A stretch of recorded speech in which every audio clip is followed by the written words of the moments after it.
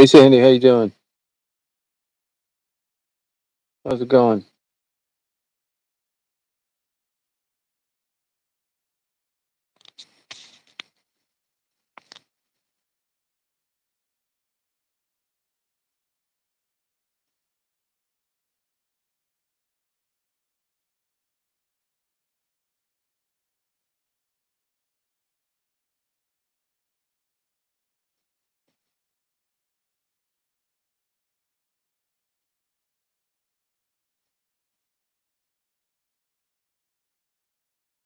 Hey Pocahontas, how you doing? Oh, that's good. Beautiful night out here, about 72. Can you hear those spring peepers? Hey James, how's it going? Can you hear those frogs? Super loud tonight. I should have set it up to record them. I think I'll do it tomorrow night. Doing pretty well. Yep. Went to Hilton Head yesterday. Got back today. I got back because I thought it wasn't guaranteed, but I thought my mower was going to be fixed. But they didn't call me. But I wanted to be around in case they did. Oh, good for you. Where'd you go to do that? Beautiful weather. I had a great trip last night to Hilton Head. Went late at night, and then I got out of there around 8:30 this morning. Yeah, I do too. A lot of good nighttime audio around here. That's for sure. I haven't heard the coyotes lately, though.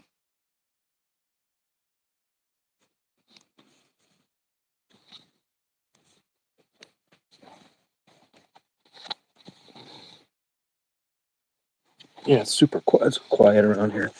I'll tell you, once you get used to this, I mean, I'm sure I could if I had to, but I hope I won't have to.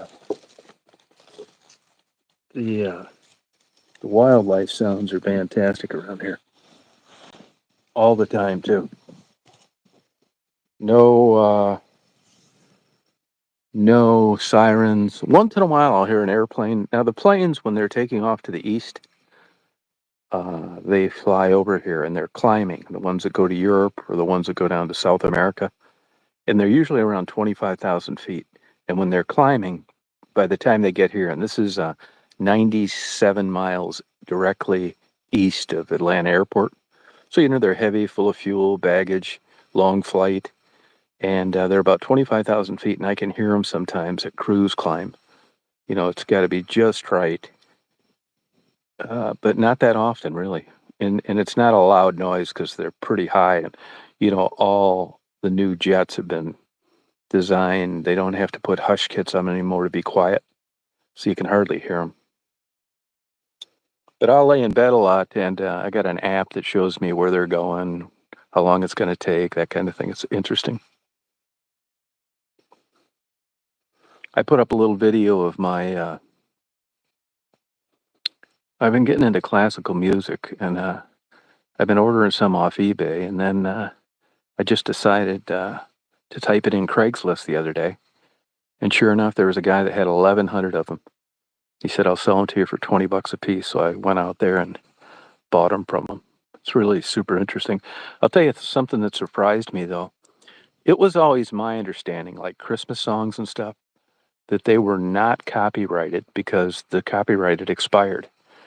But like out of these 1,100 CDs, none of them are really valuable. They're not like the really good ones, the hard ones to find. Or I've learned through classical music in the last 6 months that basically what people are looking for is an interpretation and someone that they feel it's subjective, uh, does it better than someone else.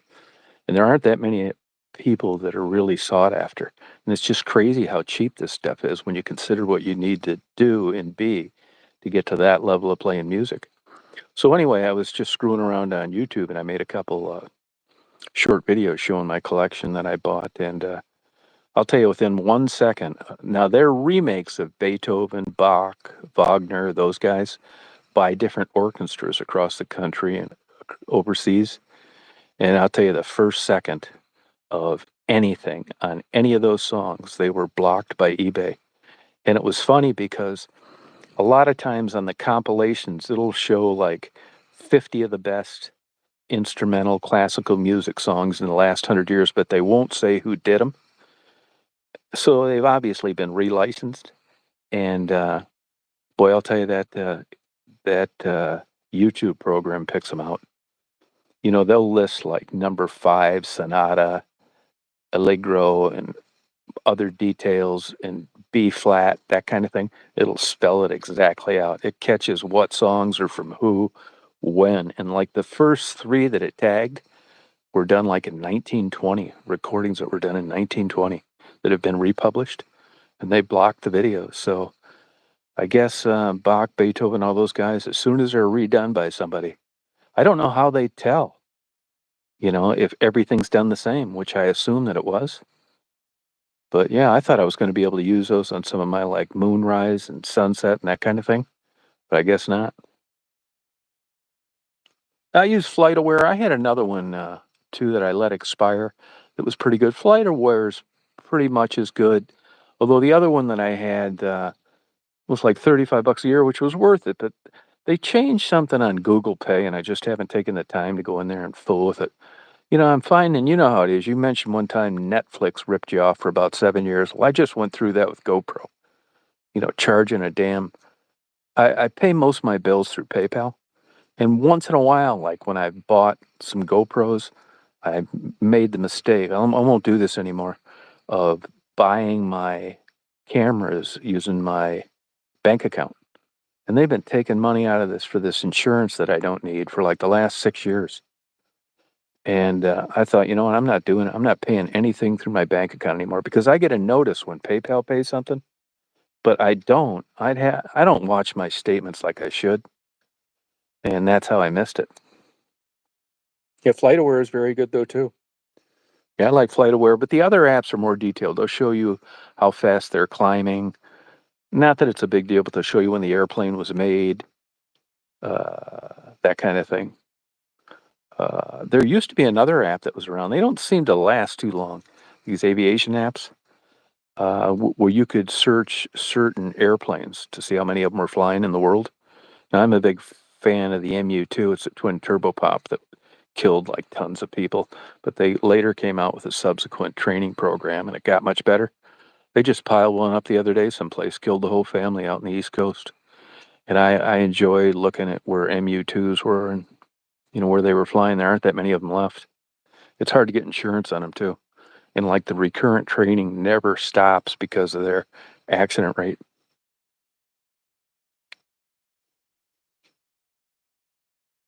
Oh, good for you, Moncks Corner, South Carolina. Oh, Philadelphia, that's cool. Sandy, do you ever go to see the symphony there in Philadelphia?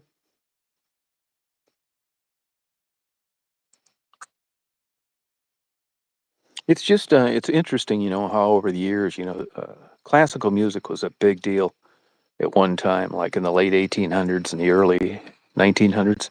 But I'll tell you, you can't give classical music away anymore.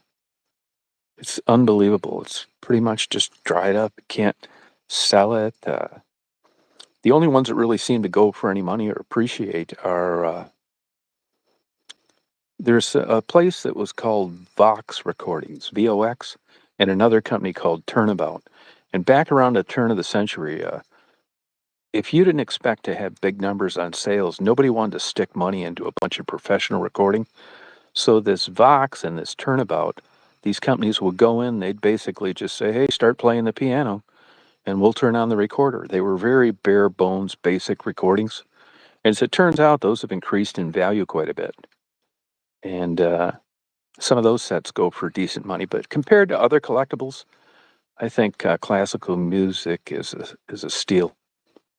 Now, I don't jam to classical music like I would be listening to my favorite rock song driving down the road, but I appreciate the effort and the talent that it takes to write it, perform it.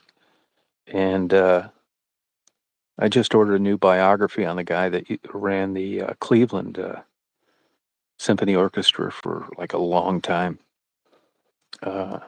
Really super interesting guy. But these people are just like freaks. These composers, these uh, conductors. I mean, I've read a couple biographies. I just ordered another one on Mozart. These there's just people like born like this once in a while. Him and his sister were touring at 6 and 7 years old, getting paid to play, and even till this day. And he died like I think in 1671. Everybody says that like he was the best ever. That's pretty damn impressive. The problem is nobody's really playing it anymore.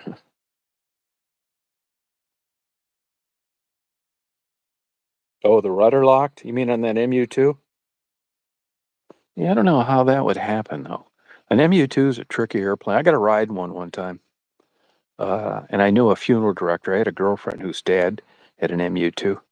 I drove an ambulance for them for about a year. I never got to ride in the airplane because even back then they were very particular about using it for business purposes, and instead of just going out and flying around having fun. I mean, it was a real gas guzzler.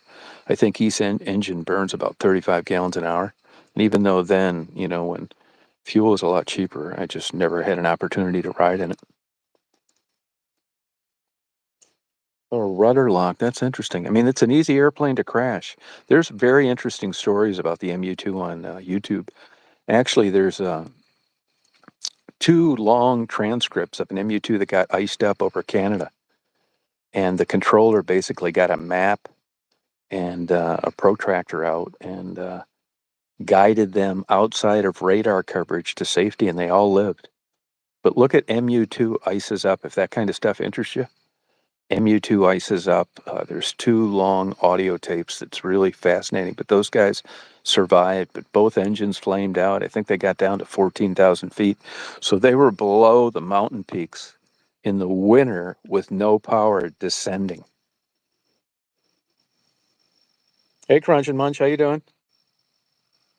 I'll tell you another thing I was surprised. I go to Athens a lot, and I really like it. And there's a guy that owns a record store in Augusta, super sharp guy. He was a disc jockey in New York for a while. The guy I bought those classical CDs from knows him. And I stopped in there today, and I think it's a struggling to make a living. And I bought an REM like box set that came out in '92, and a couple other things just to support the guy. He's a really good guy. And God, I looked up REM when I got home. I liked some of their songs. I'm not a big rock music listener though, and I could not believe the amount of albums they sold. I liked Ambrosia when I was young, and God, they only sold 600,000 albums, which is nothing.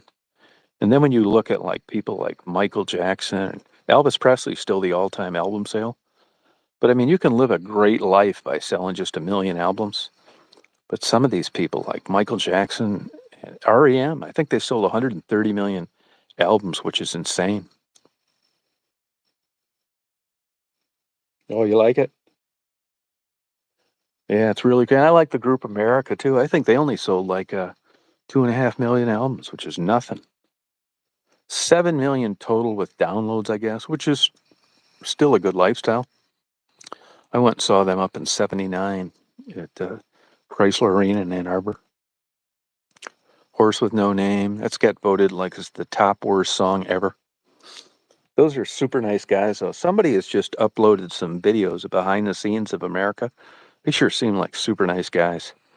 That Dan Peake eventually died of cancer about 10 years ago. He had dropped out of the band quite a while ago and turned into, he was a real religious guy that was in the band, then got into drugs, and then got off drugs, and then got liver cancer soon after that. So it's just Dewey Bunnell and Gary Buckley. They're still touring around, though.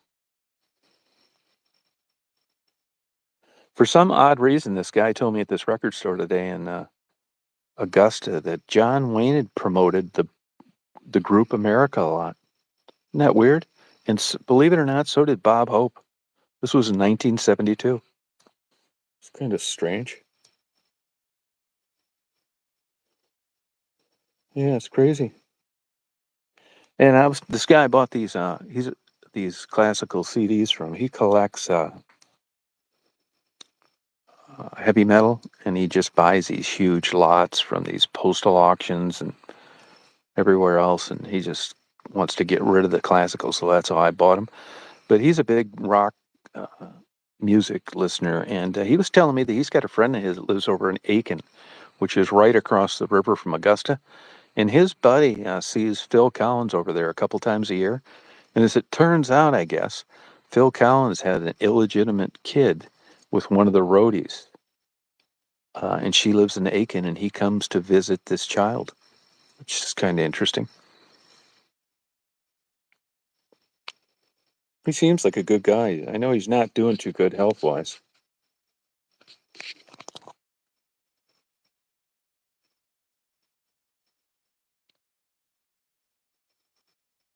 I don't know if this thing is working right or not. You know what? This when you do it like this, as opposed to the old days, like it doesn't show the time or anything. It's weird. I don't know if you can hear me or not because it seems like stuck. Weird. I've been just sitting out here reading, listening to my CDs. I stopped at a nice, what used to be a church, Sacred Heart in Augusta. It hasn't been a church since 1971. It's actually, I called it the Sacred Heart Cultural Center now. It was bought by private developers, and they've kept the building intact. Gorgeous building. Yeah, super beautiful. They have different events there. You can get married there. She was telling me today, I was talking to the director, and she was saying that a lot of Catholics stop by to tour it, and they don't really realize that it has no affiliation now with the Catholic Church and hasn't for quite some time. And they get pissed off when they find out that it's rented for like events and that they're still keeping all the stained glass in the building and stuff. I mean, it's better than getting torn down, I'd say. Really neat. I took a video of it. I just haven't uploaded it yet. And that guy, I saw his uh somebody sent me a link to some of the records songs that he had published. That guy, I took a picture of his gravesite today, a little video of his gravesite. It's a pretty cool guy, really. He had some really good songs and actually performed with some notable singers of the day.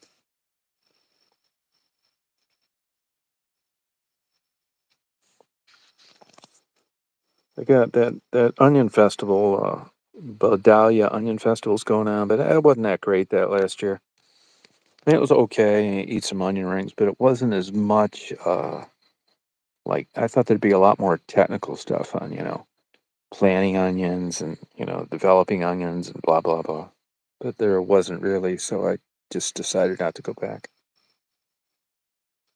I went to Hilton Head. I got there last night about 1:45 in the morning. I love driving at night, go through all those kind of dead towns on the way from here to there. Takes me about 3 hours and 40 minutes. So two places I saw cops hiding in the weeds. And then I got out of there this morning about 8:15.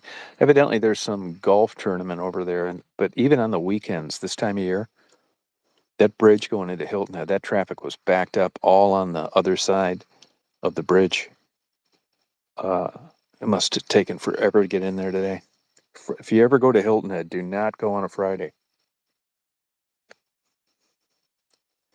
And what else was I gonna tell you?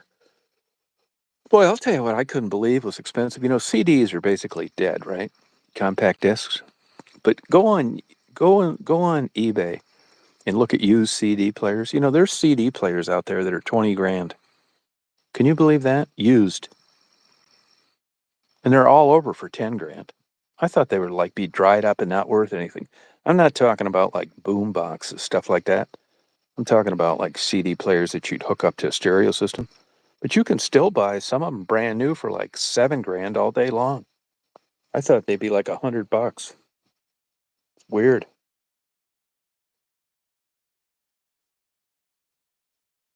Yeah, crazy.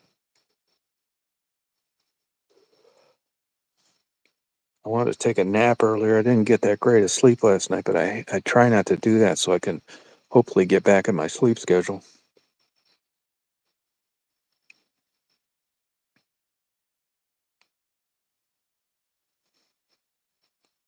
I don't know if you guys can hear me or not. If you can, because I don't get the time. Usually, like the time's working on the live at the top, but it's not showing on the comments. I can move it, which usually makes it confirms that it's working, but hell, I don't know. Oh, you can hear me? Oh, good. Okay, thanks. I sent Stephanie a link, but maybe she's not around.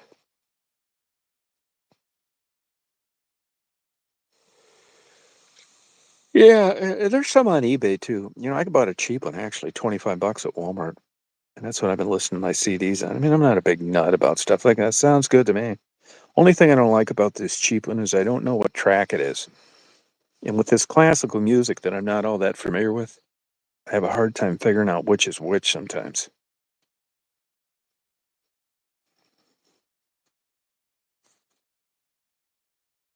That's cool. Your cam is nice at Hilton Head today.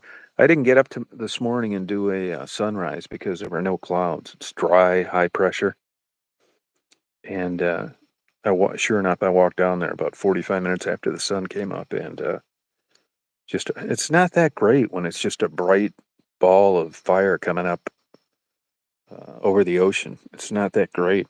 Now the clouds are what make it look good. A lot of the reflection of the light and the way the light's broken up, trying to shine through the clouds. That's when I think it's really gorgeous. So I didn't make a mistake by getting up late.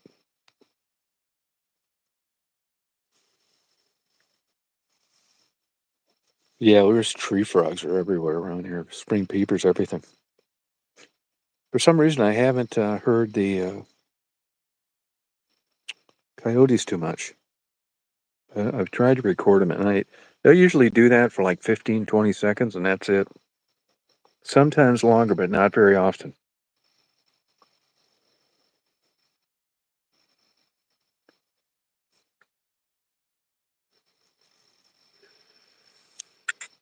Oh, tired.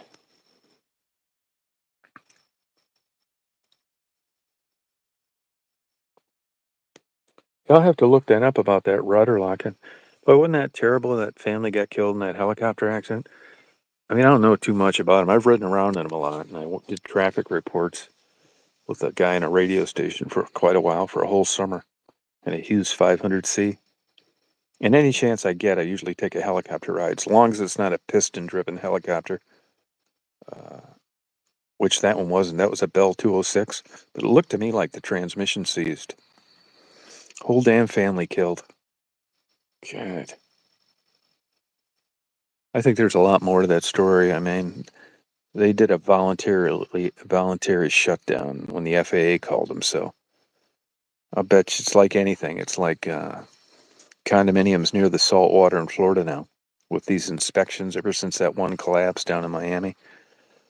I'm sure if you're a helicopter tour operator that things are about ready to get a lot more scrutinized, and they already are. Anytime you fly aircraft for hire, I mean, it's a lot of maintenance and inspection. So, but to have that tail boom come off and the rotor come off and crash in the water upside down is uh, extreme.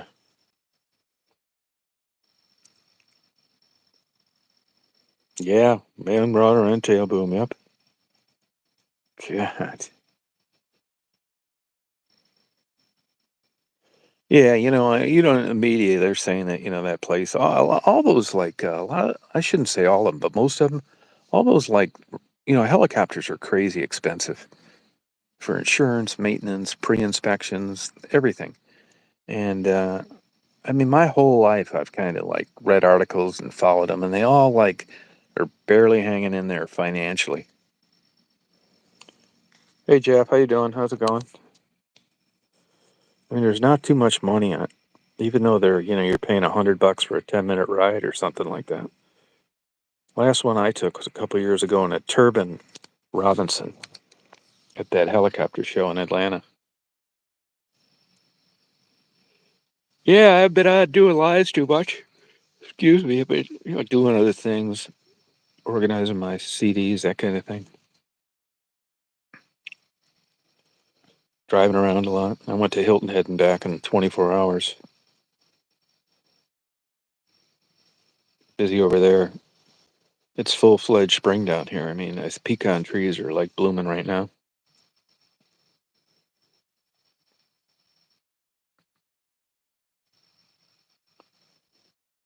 Yeah, I wouldn't go on a piston one. I wouldn't go on a piston one. I go on the turbine one, though.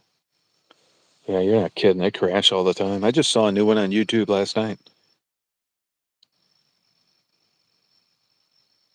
One time when I was living in Chicago, there was a big heavy lift helicopter. It was one of those old Sikorsky's, kind of looked like a grasshopper. And they were lifting air conditioning units and replacing on some condominiums. And I was, I lived right there where it was happening, and I went and they landed the helicopter one day in the street, and I was talking to the guys, and I said, "Hey, if you want, I have some great pictures, photos that I took from my balcony of you guys, with the unit." And said, "Yeah, we love a couple of them." So I had a couple of them printed like 8x10s, and they gave me an address in Indiana, and I sent them. About 3 weeks later, that same crew was flying someplace down south, and for some reason they were low, probably looking around, and hit some high tension wires and killed them all. And I knew a sheriff in Ann Arbor, Michigan, that was they went and him and another deputy went and did a school like tour of the helicopter. And on the way back, the guy that was riding with him said, "Hey, there's my grandmother lives down there. It was along the Huron River where I grew up on." He said, "Oh, you want to go take a look?" And they got down. They hit telephone wires.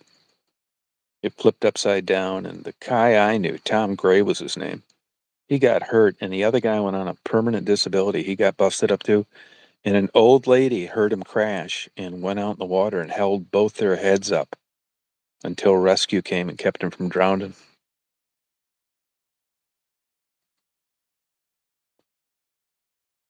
Yeah, sky cranes are super fascinating. I like when they lift those Bambi buckets, they call them, full of water, put out those fires. Interesting. Hey Dave, how you doing? Yeah, I think it's pretty interesting. Yeah, it happened a long time ago, yeah. And that was the end of his flying. And the sheriff got rid of the helicopter program too. Yeah, I often wonder what happened to him. A super nice guy.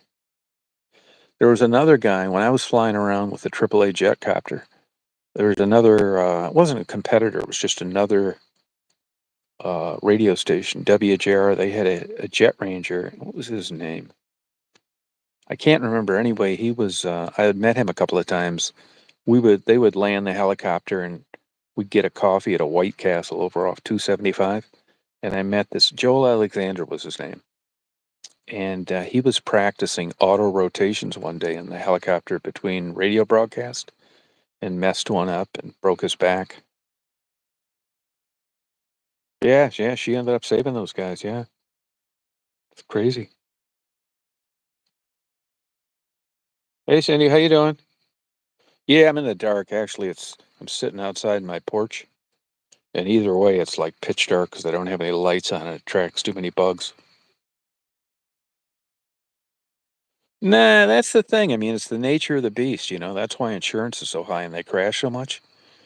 I mean, I know from like talking to people. I know, like, believe me, I buzzed my share of places when I was flying.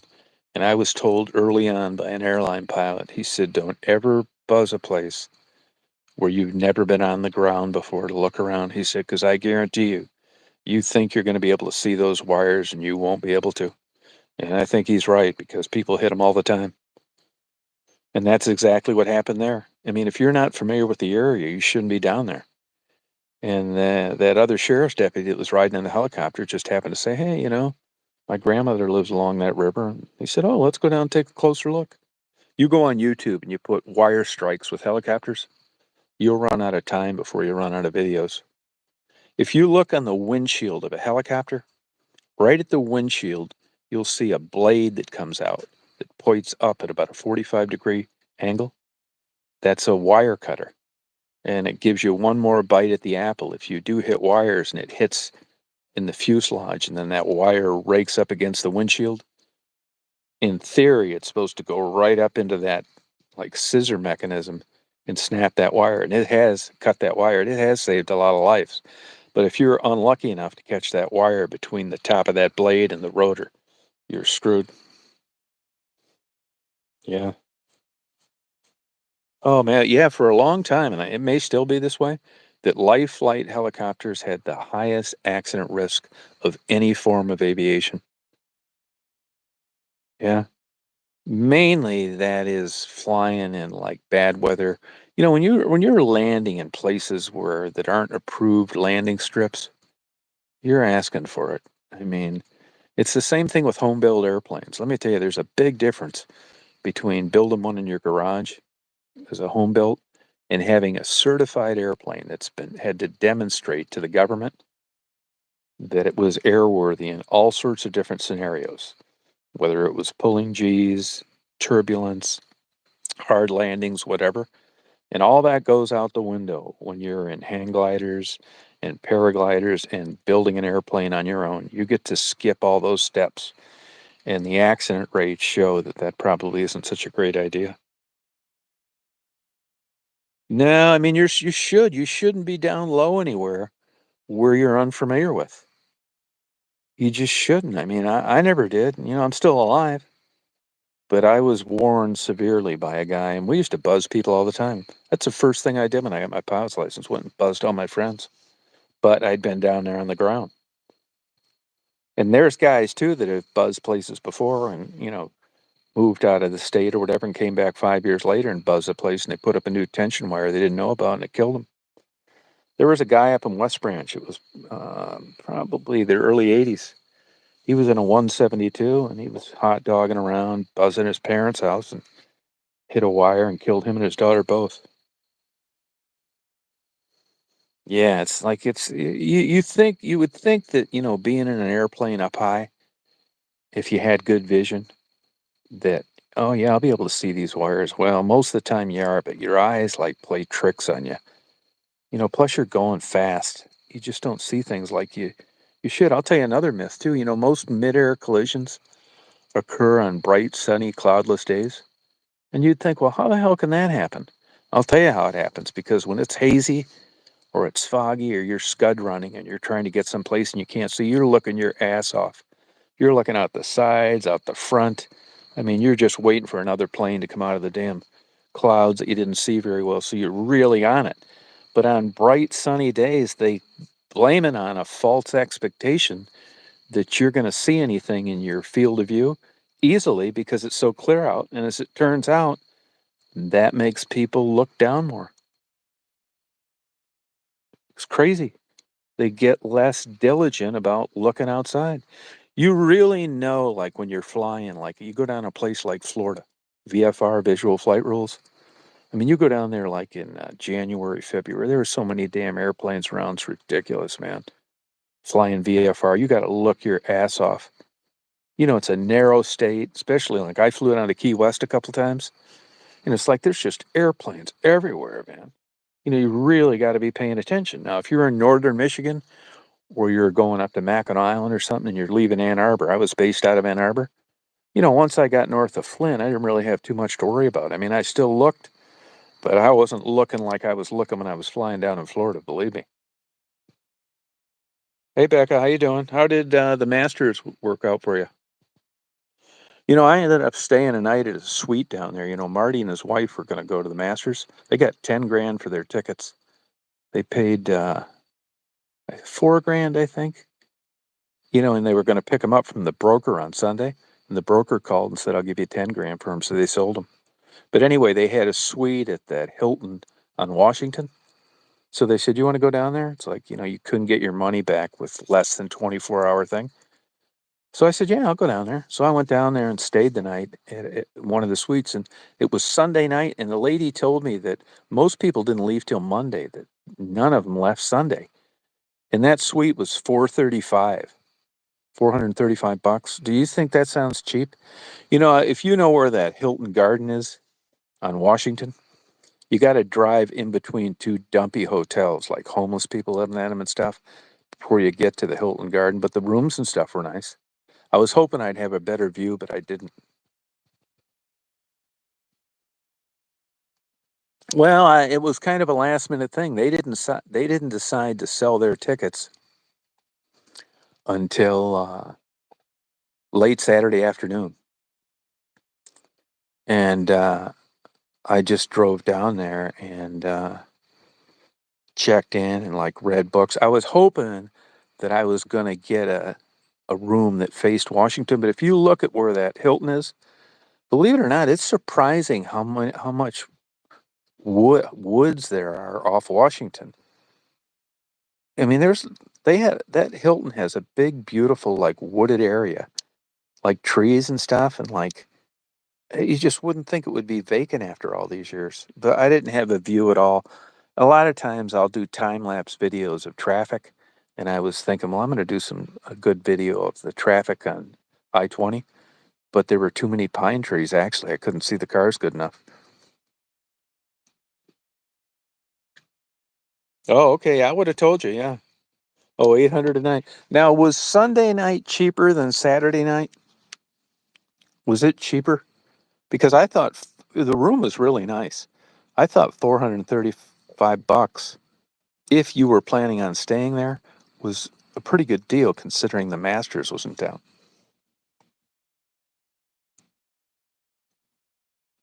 Yeah, I wasn't planning on being down there. And I went to that Turkish restaurant last night, Ephesus, on my way to Hilton Head.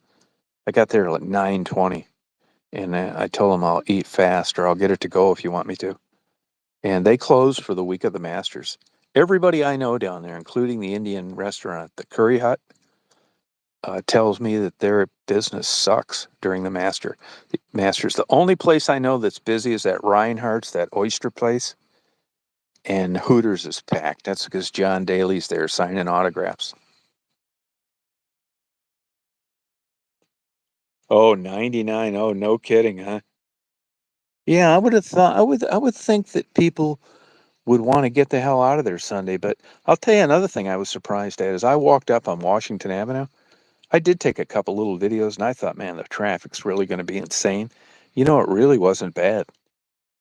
And I went down to that Second Chance bookstore before the Masters was over, and the cops were already parked all over, helping traffic exit. But there really wasn't that much traffic. I ended up eating at that Vietnamese place across the street. Yeah, 99 checkouts. Wow.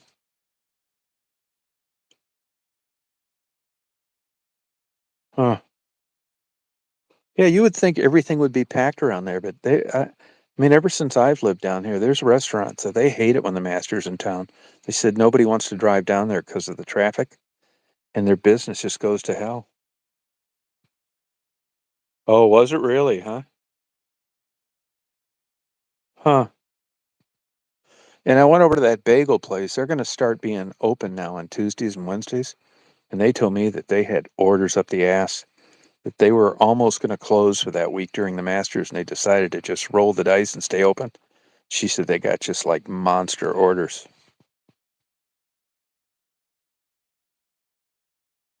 Huh. I don't know if you had any bagels over there, if you like bagels, but it's called Elemy's Bagels, Elemys. They're really good.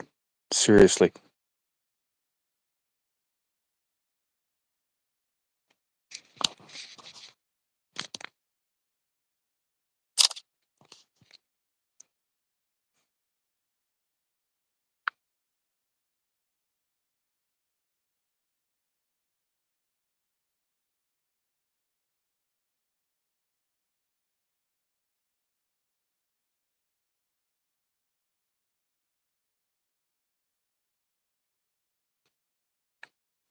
It'll be a busy day. Oh, work, I believe it.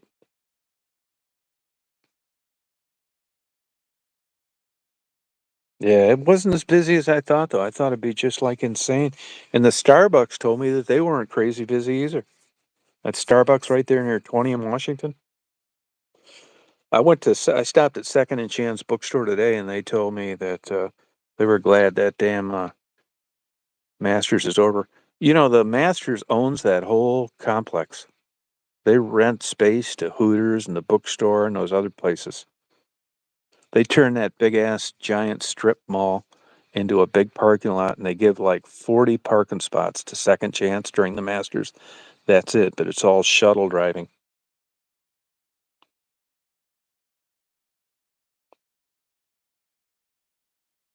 Yeah, I'm too lazy to work that much.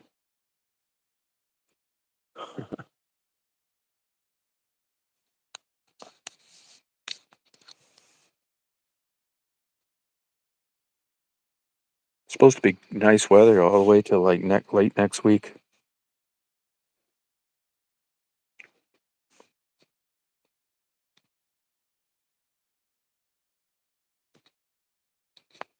But try that bagel place if you like bagels. It's good.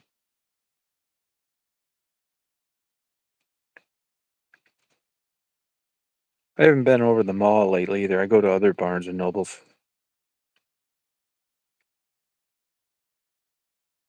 Hey, good, Justin. How you doing?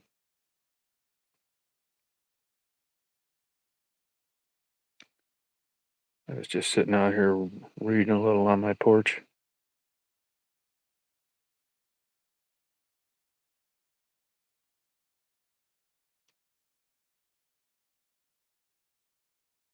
It was a great drive last night to Hilton Head, man. Beautiful. I love driving at night like that. Clear, like warm, had the windows open. Those towns that are like hardly anybody lives there. I cut down through, I go different ways. And I cut down through that power plant, that nuclear power plant. It runs along the Savannah River. I head out of South Augusta. And man, there are so many deer down there. It's ridiculous. But none of them are running across the road. But there's always a ton of deer on both sides of the road eating grass. But you don't see any of them hit. I'm sure they do get hit.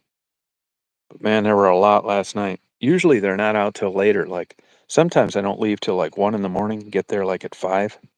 And I see a lot more deer then. But there were a lot last night. In two places I saw the cops hiding in the weeds out in the middle of nowhere, sheriff's deputies.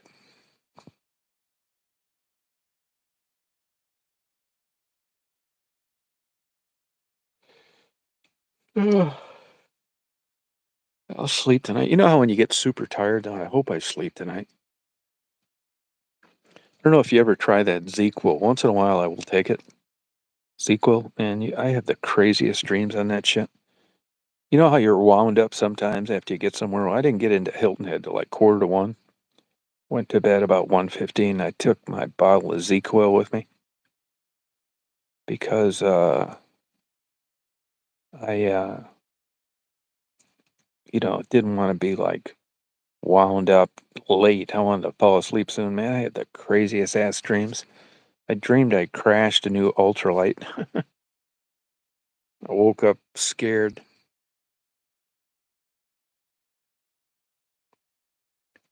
Nuts.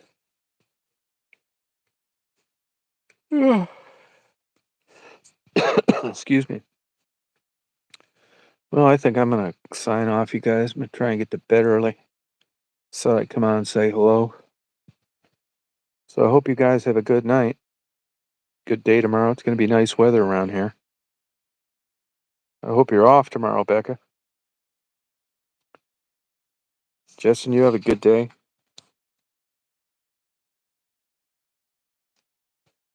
Yeah, I'll come on tomorrow and try and do a live. I haven't been doing them lately because I've been like tired and my schedule's messed up. Oh, it does?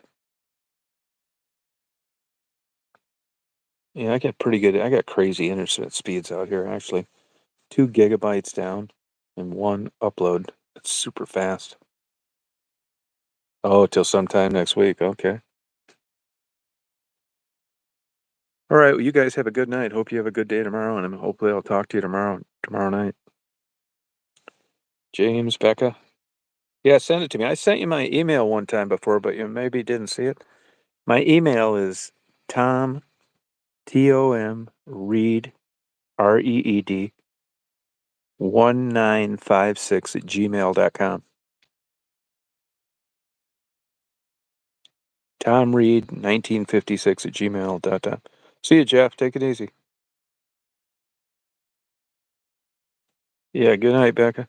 Justin, Crunch and Munch, if you're still out there. James, hope you have a good camping trip. Ypsilanti, Cindy,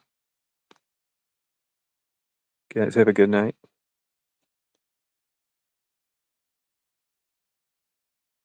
Yeah, at gmail.com. Yep, that's it. Yep.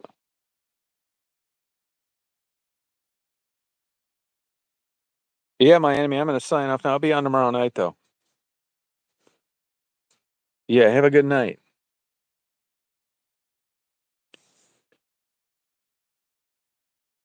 Okay, good. Yeah, have a good night, everybody. I'll talk to you later.